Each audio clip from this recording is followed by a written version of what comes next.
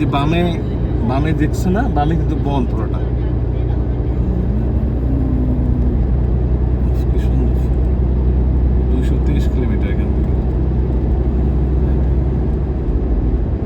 এখানে আরো কাছে পাহাড়গুলো, এখান থেকে ম্যাক্সিমাম যায়। হ্যাঁ,